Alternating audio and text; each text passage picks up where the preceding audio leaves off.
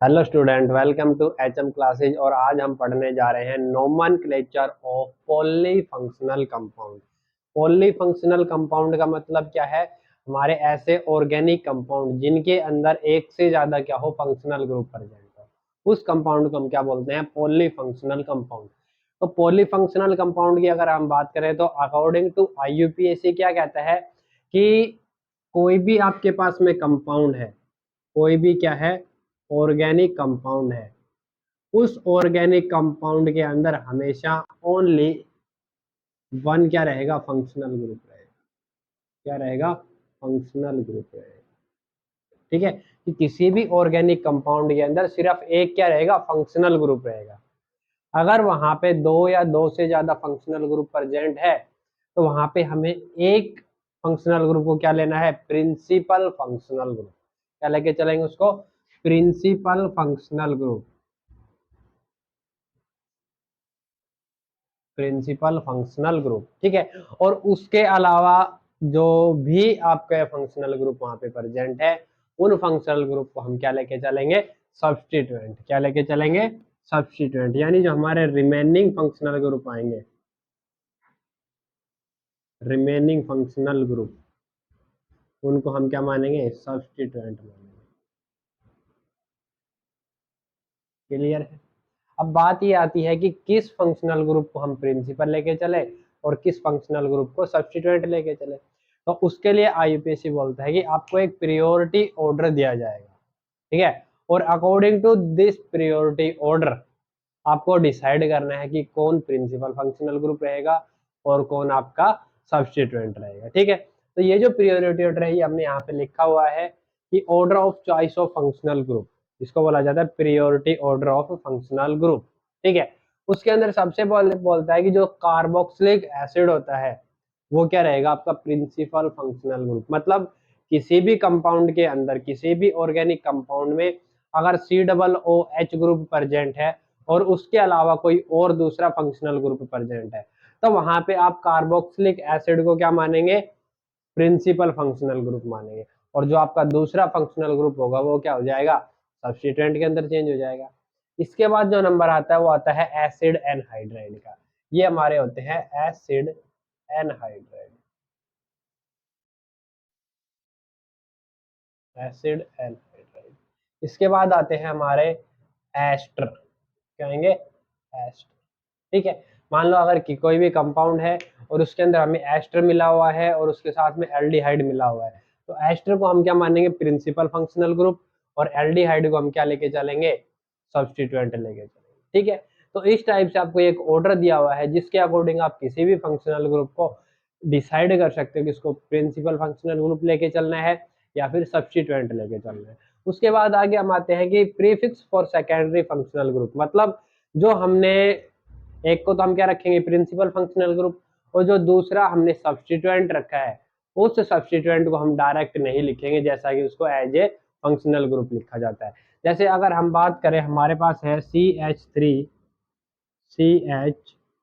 CH2 COOH और यहाँ पे हमारे पास लगा हुआ है OH, ठीक है। तो यहाँ पे देखिए हमारे पास इस कंपाउंड में दो फंक्शनल ग्रुप प्रेजेंट, एक हमारा अल्कोहल है और एक कार्बोक्सिलिक एसिड है। और according to priority order carboxylic acid को क्या मानेंगे? Principal functional group. और OH को क्या मानेंगे? सब्स्टिट्यूएंट। तो हमारा OH यहाँ पे क्या हो जाएगा? सब्स्टिट्यूएंट हो जाएगा। तो इसको लिखने के लिए हम क्या लिखें कि वन, भाई प्रिंसिपल फंक्शनल ग्रुप ये है तो नंबरिंग यहाँ से करेंगे, तो 1 2 3 4, 3 ओल। क्या लिख दिया इसको? 3 ओल, 1 2 3 4 कार्बन के लिए ब्यूट, सिंगल बॉन्ड के लिए एन और फिर ओइक एसिड, क्योंकि कार्बोक्सिलिक एसिड के लिए क्या लगता है? Functional group oic acid. तो ये हमारा हो गया ब्यूटेनोइक एसिड। लेकिन इसके अंदर यहाँ पे 3 ओल नहीं आएगा, 3 ओल नहीं आएगा। क्यों? क्योंकि यहाँ पे जो आपका OH है वो बिहेव कर रहा है एज ए सब्स्टिट्यूएंट। और जब आपका OH as a substituent behave करेगा तो वहां पे जो नेम है उस सब्स्टिट्यूएंट का वो भी क्या आएगा? डिफरेंट आएगा। तो हमारा जो नोमेनक्लेचर है ये क्या रहेगा? रॉन्ग रहेगा।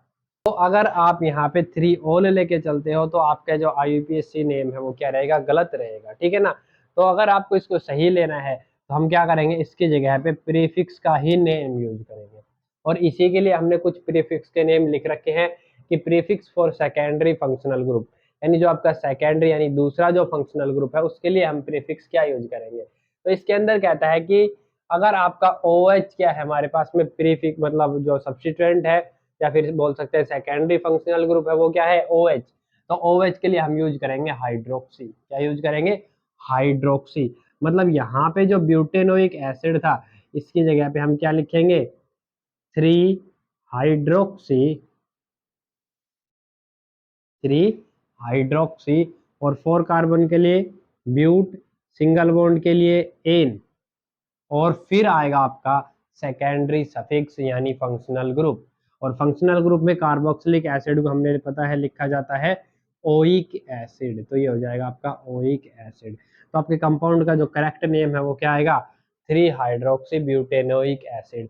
अगर आप इसको 3 ऑल ब्यूटेनोइक एसिड लिखते हो तो ये आपका क्या रहेगा, गलत रहेगा। समझ में आ गया सभी को। तो इसी तरह कुछ सब्स्टिट्यूएंट के नाम हमने यहाँ पे लिखे हुए हैं। जैसे अगर OH है तो उसको हाइड्रोक्सी लिखेंगे, अगर NH2 प्रेजेंट है तो उसको अमीनो लिखा जाएगा, अगर CHO यानी एल्डिहाइड प्रेजेंट है तो इसको सब्स्टिट्यूएंट के अंदर फॉर्माइल लिखते हैं। उसके बाद में अगर CO प्रेजेंट है, CO का मतलब क्या हो गया, कीटोन ग्रुप प्रेजेंट है, तो कीटोन ग्रुप के लिए इसको लिखा जाएगा ऑक्सो या फिर कीटो। चाहे आप इसको ऑक्सो लिख सकते हो सब्स्टिट्यूएंट में या फिर आप इसको क्या लिखोगे, कीटो लिखोगे, ठीक है। उसके बाद में COCl यानी कार्बोनिल क्लोराइड, कार्बोनिल क्लोराइड को हम क्या लिखेंगे, क्लोरोकार्बोनिल। क्या लिखेंगे, क्लोरोकार्बोनिल। इसके बाद आपका CN हमारा क्या होता है, नाइट्राइड होता है, लेकिन यहाँ पे हम क्या यूज करेंगे इसके अंदर, साइनो। क्या यूज करेंगे, साइनो यूज करेंगे। और आपका जो एसिड अमाइड था उसकी जगह पे हम क्या यूज करेंगे, कार्बोक्स अमाइड। क्या यूज, तो यहाँ से ये कुछ हमारे सेकेंडरी फंक्शनल ग्रुप के नाम है जिनको हमें यूज करना है एज ए सब्स्टिट्यूएंट। समझ में आ गया सभी को। अब कुछ एग्जांपल्स आगे हम बात करने वाले हैं, जैसे हमारे पास कुछ ऑर्गेनिक कंपाउंड के नाम है जो 2 और more than 2 functional group contain करते हैं, ठीक है। तो इसके अंदर सबसे पहले जो हमारा कंपाउंड आता है इसके अंदर देखो हमारे पास 2 फंक्शनल ग्रुप है, एक CHO है और एक OH है। और according to priority order OH हमारा क्या कहलाएगा, सब्स्टिट्यूएंट, और CHO हमारा क्या कहलाएगा, प्रिंसिपल फंक्शनल ग्रुप। तो यहाँ पे जब आप नंबरिंग करोगे तो नंबरिंग कहाँ से करोगे, जहाँ से आपका प्रिंसिपल फंक्शनल ग्रुप पहले आएगा। क्लियर है सभी को। तो यहाँ से नंबरिंग होगी हमारी 1 2 3 4 5, टोटल हमारे 5 कार्बन की चेन है। इसके अंदर थर्ड पोजीशन पे क्या लगा हुआ है, सेकेंडरी फंक्शनल ग्रुप यानी OH। तो इसको लिखने के लिए सबसे पहले हम क्या लिखेंगे, 3। OH को बताया था as a secondary functional group, हमारा जो OH है वो लिखा जाएगा हाइड्रोक्सी, 3 हाइड्रोक्सी। उसके बाद 5 कार्बन के लिए हम क्या लिखेंगे, पैंट। क्या लिखेंगे, पैंट। और सिंगल बॉन्ड है तो एन। और उसके बाद में एल्डिहाइड जो होता है, एल्डिहाइड के लिए हम यूज करते हैं सेकेंडरी सफिक्स AL। तो ये हमारा बन जाएगा 3 हाइड्रोक्सी पेंटेनल। क्लियर है। इसके बाद अगला जो हमारा कंपाउंड है इसके अंदर भी हमारे पास 2 फंक्शनल ग्रुप हैं, एक हमारा है कीटोन और एक है कार्बोक्सिलिक एसिड। अब हमें पता है according to priority order carboxylic acid principal functional group रहेगा और कीटोन क्या रहेगा हमारा, सेकेंडरी फंक्शनल ग्रुप। तो नंबरिंग कहाँ से होगी, जहां से प्रिंसिपल फंक्शनल ग्रुप पहले नंबर पे आएगा, तो 1 2 3 4, ठीक है। इसके बाद में 3 पे हमारे पास क्या है, कीटोन है। कीटोन को हम क्या लिखते हैं, या तो कीटो लिखेंगे या ऑक्सो लिखेंगे। तो हम इसको लिखेंगे 3 ऑक्सो, 3 ऑक्सो। 4 कार्बन के लिए हम लिखेंगे ब्यूट, 4 कार्बन के लिए क्या आएगा, ब्यूट। और उसके बाद में सारे सिंगल बॉन्ड है, सिंगल बॉन्ड के लिए लगाएंगे एन, और COH के लिए हम लगाएंगे ओइक एसिड। तो ये हमारा बन जाएगा ब्यूटेनोइक एसिड। लेकिन यहाँ पे E और O एक साथ आ रहे तो यहाँ पे E आपका क्या हो जाएगा, स्किप हो जाएगा। कंपाउंड का नाम आएगा 3 ऑक्सो ब्यूटेनोइक एसिड। समझ में आया सभी को।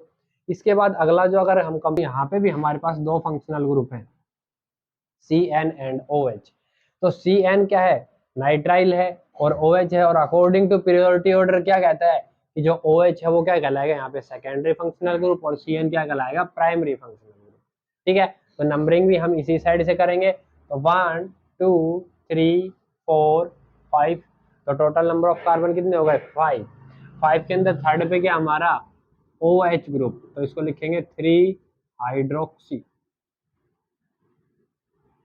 3 हाइड्रोक्सी। और 5 कार्बन के लिए हमारे पास यूज होगा पेंट, 3 हाइड्रोक्सी पेंट। उसके बाद में देखिए फोर्थ पोजीशन पे क्या आ रहा है, डबल बॉन्ड आ रहा है, तो इसके लिए लगाएंगे 4 इन, क्या लगाएंगे 4 इन। और उसके बाद में एक मिनट, यहाँ पे एक और भी हमारे पास सब्स्टिट्यूएंट बचा हुआ है CH3, ठीक है, यानी मिथाइल। तो मिथाइल को भी यहाँ पे लिखना पड़ेगा हमें, तो ये आएगा आपका 3 हाइड्रोक्सी 4 मिथाइल, 3 हाइड्रोक्सी 4 मिथाइल। क्यों? क्योंकि यहाँ पे जो फोर्थ नंबर पे मिथाइल है उसमें M आता है और हाइड्रोक्सी में H आता है, और H पहले आता है M बाद में आता है अकॉर्डिंग टू अल्फाबेट। तो इसको अकॉर्डिंग टू अल्फाबेट लिखेंगे। फिर 5 कार्बन के लिए हम लगाएंगे पेंट, और उसके बाद फोर्थ कार्बन पे हमारा क्या है, डबल बॉन्ड है, तो इसको लिखेंगे 4 इन, क्या लिखेंगे 4 इन। और फर्स्ट पोजीशन पे CN यानी 1 नाइट्राइल, 1 नाइट्राइल। क्लियर है सभी को यहाँ पे? अगला जो हमारा कंपाउंड आता है उसके अंदर भी हमारे पास 2 फंक्शनल ग्रुप प्रेजेंट है। पहला हमारे पास एल्डिहाइड है, दूसरा कीटोन है। अब according to periodic order ketone हमारा क्या रहेगा, सेकेंडरी फंक्शनल ग्रुप। तो सेकेंडरी फंक्शनल ग्रुप को हम लिखेंगे एज ए सब्स्टिट्यूएंट। इसकी जब नंबरिंग करेंगे तो नंबरिंग होगी प्राइमरी फंक्शनल ग्रुप की साइड से। तो 1 2 3 4। थर्ड नंबर पे क्या आ रहा है कीटोन, तो इसको लिख दे 3 ऑक्सो, 3 ऑक्सो। 4 कार्बन के लिए हम क्या लिखेंगे ब्यूट, क्या लिखेंगे ब्यूट। और 1 Al, तो इसमें सिंगल बॉन्ड के लिए एन लगाएंगे, तो NaNe आएगा और 1 Al आएगा। तो यहाँ पे ए और ई एक साथ आ रहे हैं तो ई स्किप हो जाएगा, तो ये बन जाएगा ब्यूटेनल। क्या बन जाएगा ब्यूटेनल, 3 ऑक्सो ब्यूटेनल। ठीक है, इसके बाद अगला जो हमारा कंपाउंड है इसके अंदर भी हमारे पास 2 फंक्शनल ग्रुप आ रहे हैं। एक तो आपका आ रहा है NH2 अमाइन, और एक आपका आ रहा है कीटोन CO ग्रुप आ रहा है CH3CO। तो यहाँ पे हमारा जो कीटोन रहेगा वो क्या रहेगा प्रिंसिपल फंक्शनल ग्रुप, और अमाइन हमारा क्या रहेगा सेकेंडरी फंक्शनल ग्रुप यानी सब्स्टिट्यूएंट। तो नंबरिंग होगी प्रिंसिपल फंक्शनल ग्रुप की साइड से, तो नंबरिंग करेंगे 1 2 3 4 और 5। तो टोटल 5 कार्बन की चेन है जिसके अंदर फिफ्थ नंबर पे NH2 अटैच है और थर्ड नंबर पे एक CH3 अटैच है। ठीक है, तो इसको लिखने के लिए हमें सबसे पहले क्या करना पड़ेगा, सब्स्टिट्यूएंट का नाम लिखेंगे। अब हमें पता है जब हमारा अमाइन एज ए सब्स्टिट्यूएंट हो तो उसको हम लिखते हैं अमीनो, क्या लिखेंगे अमीनो। तो यहाँ पे 5 अमीनो, 5 अमीनो। उसके बाद में हम लिखेंगे अगले वाला सब्स्टिट्यूएंट मिथाइल, वो है 3 नंबर पे, तो 3 मिथाइल, 5 अमीनो 3 मिथाइल। उसके बाद 5 कार्बन है, 5 कार्बन के लिए हम यूज करते हैं पेंट, क्या यूज करेंगे पेंट। और सभी में सिंगल बॉन्ड है तो सिंगल बॉन्ड के लिए हम लगाएंगे एन, क्या लगाएंगे एन और 2 one, pent an 2। Second position पे हमारा क्या है कीटोन ग्रुप प्रेजेंट है। तो यहाँ पे आपका ई और ओ एक साथ आ रहा है, तो यहाँ पे ई को हम क्या कर देंगे स्किप कर देंगे।